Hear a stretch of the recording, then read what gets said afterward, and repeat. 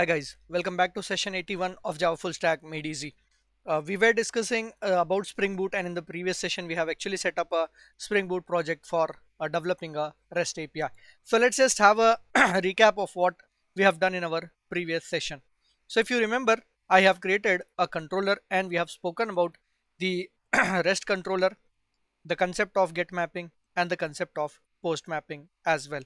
So in this session, what we will be talking about is we will be talking about more annotations, and also we will enhance what we have done in our previous sessions. So if you remember, in Angular, what we used to do is we used to write the URL like http colon slash slash localhost colon 4200 slash books, or maybe slash products, or maybe slash uh, authors or anything, right? So that is something which we have learned before. So here we don't have a base URL yet, right? So how do we define a base URL in terms of Spring Boot? That means, see, to get this get mapping, what I am doing is I am actually accessing this particular URL http colon slash slash localhost, and then I have configured 1111, and that you will see obviously in the application properties. That is what we have discussed in our previous session.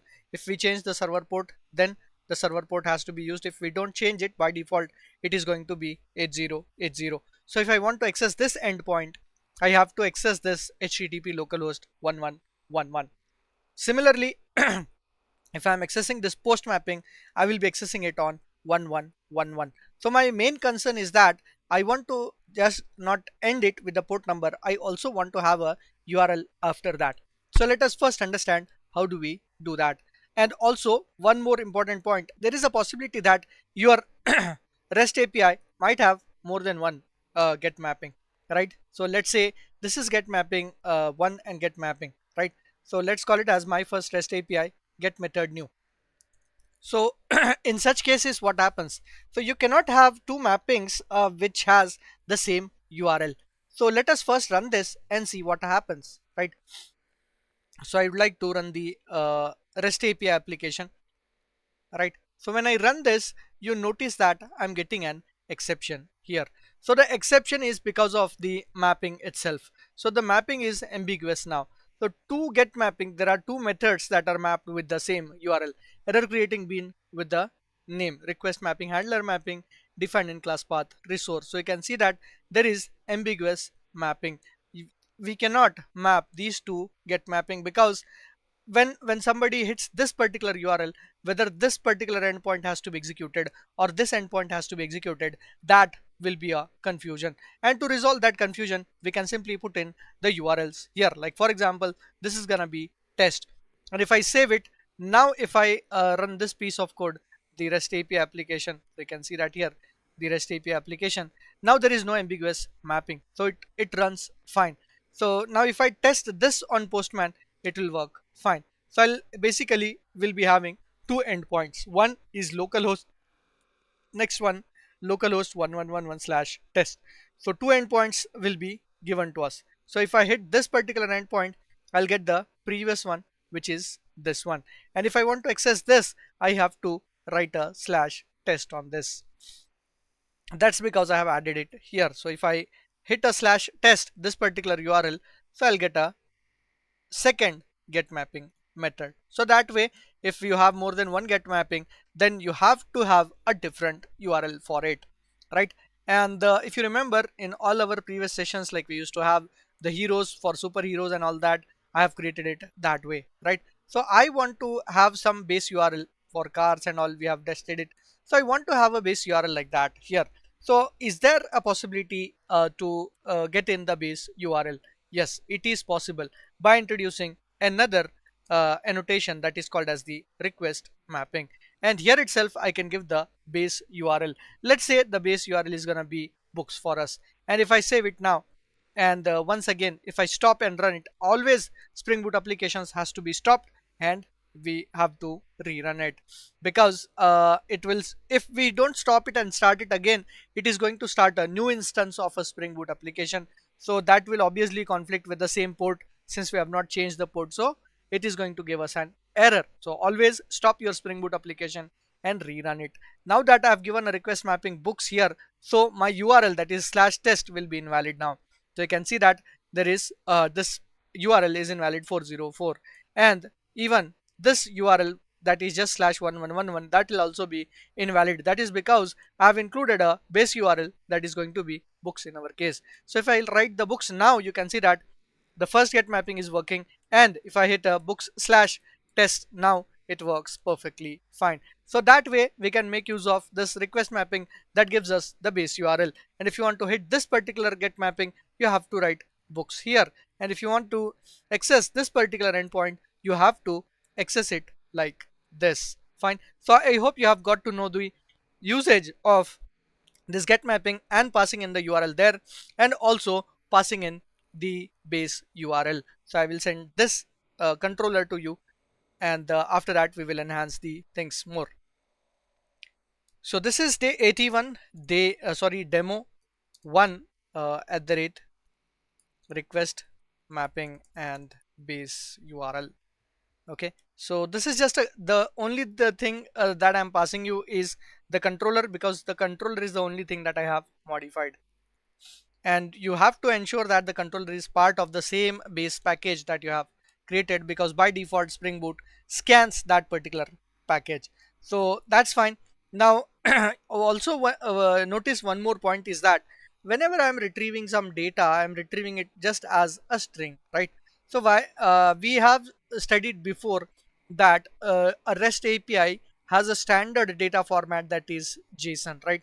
So how do we get a JSON formatted data? Let us understand that whenever you return an object, automatically your REST API returns you the JSON type of data. So let us first create the model and return that particular model. Once again, I right click on the main package and then I create a class. And while creating the class, I'm creating another package here, and I call it as the model package. And here I'm going to create a model as book. Fine. And for this book model, I will be having things like the name of the book and also the ISBN of the book. All right. So now I will just mark it as string, and then I will mark the ISBN as int. So let's mark these things as private, because the properties has to be private.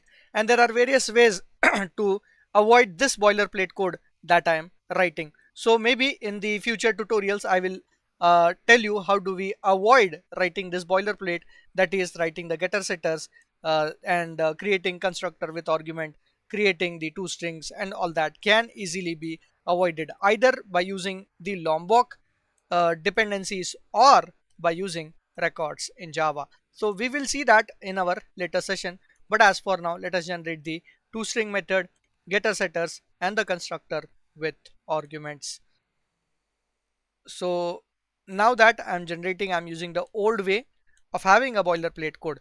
A model is created now. Since the model is created, what I would like to do is I will also mark this model as component, so that if at all I auto wire it somewhere, it should be auto wired. That means Spring should manage the life cycle of this particular object. So we know that there are Java based configuration and annotation based configuration, that those things we have already discussed in the concept of Spring core, right? So now what I will do is, since I have already created this component and everything, in the controller, what I'm gonna do is I will simply create an object and return it in the get data. So let's write another get mapping here and see how things work there. So I'll be writing one more get mapping, and let's call this as get book. One single book I want to return here. Okay, so this is gonna be the URL should be books slash book, maybe based on the ID or maybe anything, a book slash get or something, or yeah, book slash get is something I want. So it should return a book, and the return type of this request is gonna be, now it is very important. In Java, what we used to do is we used to simply write it as book, but here, since it is a request that is sent back to the customer, so here sorry, it is a response that we are sending back to the customer. So here we generally call it as the response entity.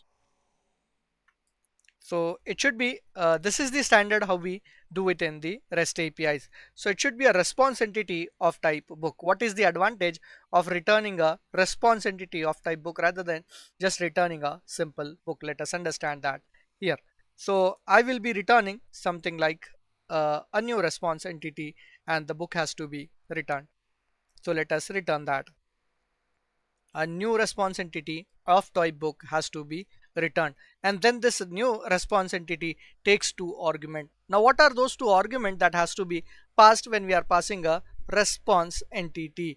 The two arguments will be the status code that we generally see on the postman. So whenever we get a status, we either get it as okay, or we get it as what, 404, or a bad request or something, right? So that has to be passed as a response entity, and if the result is fine, then we have to also return the result in cases, right? So in this case, what I will be doing is I will be returning a normal book instance with this, and also I will be returning the http status. So here I will return a new book. Either I can return it here, so it takes a name and ISBN. So I will just be writing the new book name and the ISBN. So this is the new book and the name of the book, and then the ISBN. Let's give ISBN as 15. Let's call it as a book name or something. Any book name can be given there. And I think my imports are wrong for the book. Yes, that is wrong. So I'm gonna just take a. I'll remove that, and I'm gonna import a proper book instance here. So the book has to come from me, has to come from my model. Okay, so that's what it returns, book and the ISBN, right? So response entity I'm returning, and then the ISBN and the book are returned. So let's check now. The constructor response entity book is undefined. Okay, so new response entity of type book looks good. Yeah, so now that response entity, and then I have to also pass in the http status. Now what is the http status? In this case I want to return the http status as, we can write it as found, right? So because the book is retrieved. Okay, so let's just save it, and once again I will stop this application and run it and check whether it is going to give me the JSON type of result or not. So I'm gonna run it, rerun it once again, and when I run it, you notice that the URL should be /get. So I'll go to the postman, and here I'm gonna say books/get, and I will hit send. I should be getting a new book. So you can see that the new book that I have got is the book name, and the ISBN is 15. HTTP status code is 302, that is found. Okay, so that way we can generally return the responses to the from the REST API, and this is the standard way of returning the responses. In Java we never use this response entity, and what we used to do is we used to simply return an object there. Here we have to return it as a response entity, because we have to also return a status code with it. Fine, so I will be sharing this as well with you, where what we have done is we have talked about something called as the response entity. So let me just copy this and put it into the repository. So this is our demo 2, where we have discussed the concept of response entity. Like a response entity, we will be talking about two more important annotations. What are that two more important annotations?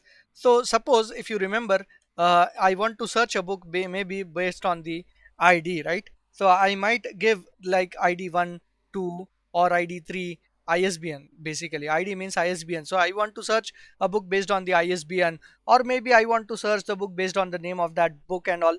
So how will I take these concepts are called as, anything that is taken after this is called as the path parameters. How do I read this path parameters that are written in the URL?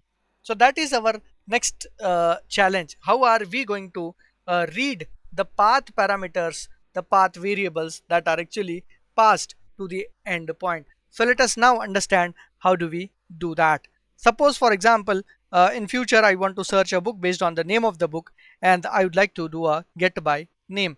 So let's see how do we do it.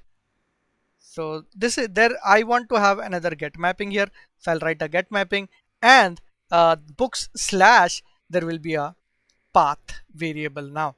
So it'll be find by name slash the name has to be given. So what name will be given? I don't know what name will be given. So I'll just call it as the name of the book. Okay, I'll call it as the book name. So this is how we define the path variables. Whenever we define the path variable, you notice that there is an error on this particular line. That is because the moment you define this path variable, it requires you to have a path variable defined here. So I'll be defining a path variable. So what type of path variable user is going to give me? User is going to give me a name of the book, which is a string name. And based on that, I will be searching the name of the book. So here I will just, in this case, I will just be returning a normal string type of message as of now. So I'll just return a response entity of type string. You are searching for so and so book. Okay. So as for now, I have not implemented the logic for searching the book. I'm just returning a message. Okay. Let's say you searched for the book plus the name of the book. That way we can make use of the path variable. Let's save it, stop it and rerun it and test the path variables. So I'll stop this and relaunch this application, rerun this application, and now I will test that URL. So the URL is books slash name slash the book name. So let's go here. So it is books, that is the base URL, slash name slash the book name. So let us search for the book name, maybe Harry Potter. Okay, so when I click send, it should return me what am I searching for. So it should tell me I'm searching for the book name Harry Potter. So it has actually given me an error. Let us see what is that exception that I'm getting the book name. Okay, so that is because the path variable that I have defined, the path variable has to match here. I have given the path variable as the book name, so here also it has to be the book name, and obviously since the book name is given there, it has to be this. So let's save it, stop this and relaunch it. All right, so when I relaunch it, now I will test it once again and see what it responds. So let's hit send, and now you can see that I'm getting the book that I have searched. You search for the book Harry Potter. So here you understood one more important concept, that is whenever you are defining a path variable, the name of that path variable here in the get mapping and the path variable has to be the same, so that our Spring understands that this is the path variable that it has to read, because there can be more than one path variable that can be provided.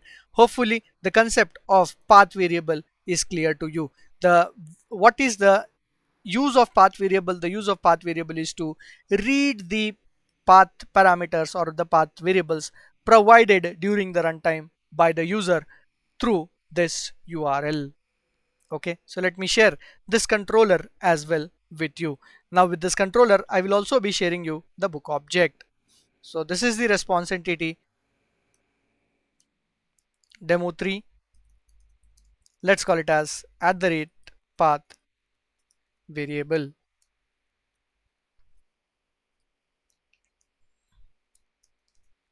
So this is our controller, and in the previous code also I think I have not shared the code for this book, so I will be sharing that as well. So let's just commit this. Let's go to demo 2 and also edit this and put up a book here. But you notice an important part, whether I'm writing the models, whether I'm writing the controller, or in future I write the other things, I will be including that in this package itself. The base package is pom.example.rest API. Okay, model, this is book. So we have now learned about the path variables. Let us now see what if a user is passing in the post request, and the post request we have seen before that this is how we used to pass the post request, right? So this concept is, this is called as the request body. So how am I going to read the request body from the user? Because this is again an important thing. Reason is that whenever you are reading something from the URL, it is visible to the customer, right? So security will have a loophole here. You cannot share sensitive data as a URL here. Now if you pass the same thing with the request body, that will be secure and it will not be visible on the URL. So if the data is visible on the URL, obviously get method is fast, but it is unsafe.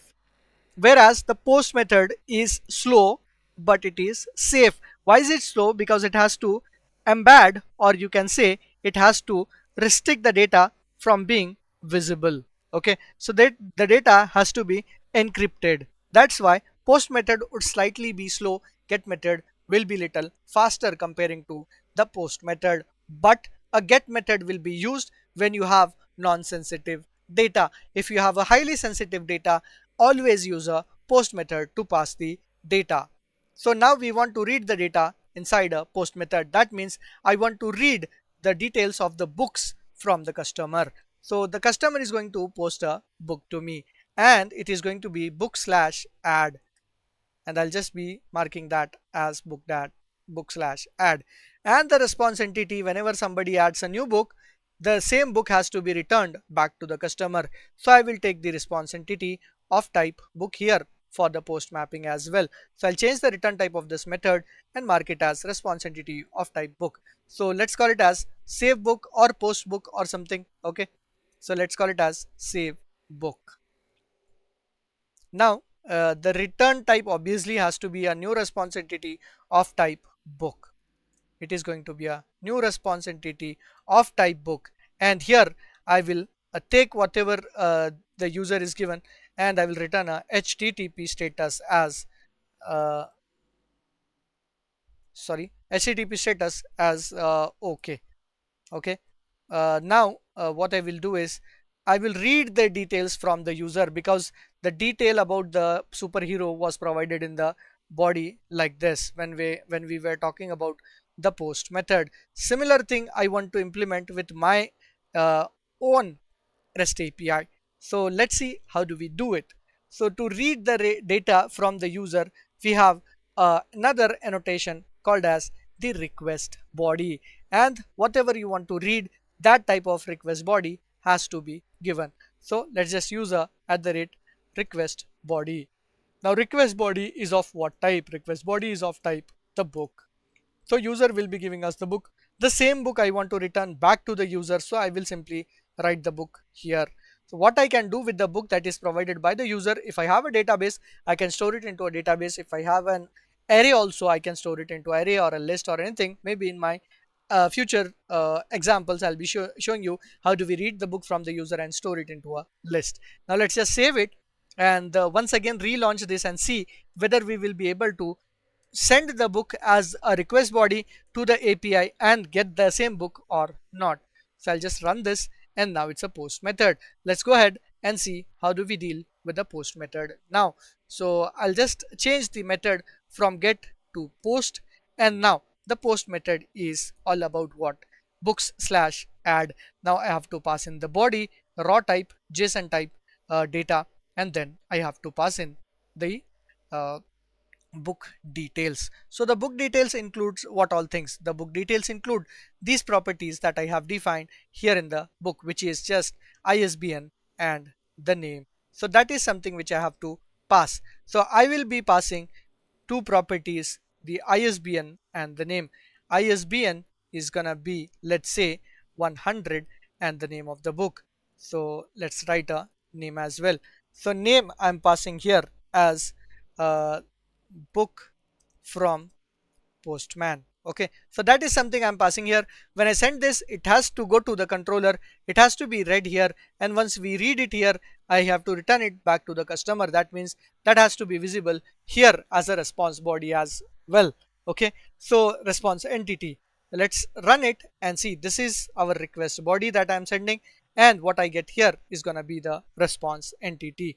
Let me just click on send. Now you can notice that whatever book I have sent, the same book I'm getting here. If I change the ISBN here, that's going to be 101, and there we go, we get the same thing. So I hope that you have understood the concept of request body annotation. In this, whenever we are posting or putting, or maybe even in the get, if we want to read the data from the user in a secure way, we can go for the request body rather than going for the path variable. If we go for a path variable, the data will be visible in the URL itself, whereas if we go for the request body, the data will not be visible in the URL. The data has to be passed as a body to the request, and this now the URL is going to be slash add, and this is going to be a post method.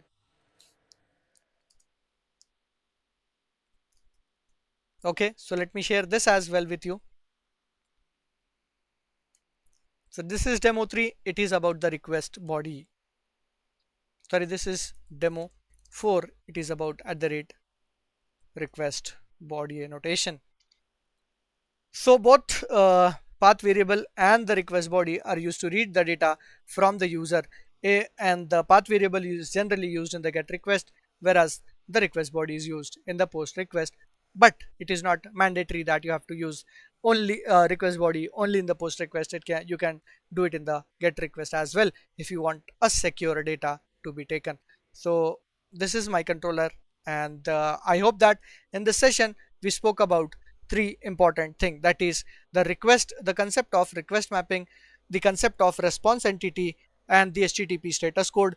Then we talked about the path variables and the request body. In my next session I will be utilizing all of this in a better way, where like I will develop a simulator, like a real world REST API that will store the book, retrieve or get the book based on the ISBN provided, and if I wish to update the book I will be doing that, and delete the book. That means two more type of mapping we will see in our next session, that is going to be the put mapping and the delete mapping. So far we have discussed about just the get mapping and the post mapping. We have also discussed about the path variables, request body, response entity, and the request mapping. So hopefully you have enjoyed this particular session. If you are enjoying the series, do subscribe to my channel and share it for a better reach, and encourage me to create more such content for you. Thank you. See you in the next session.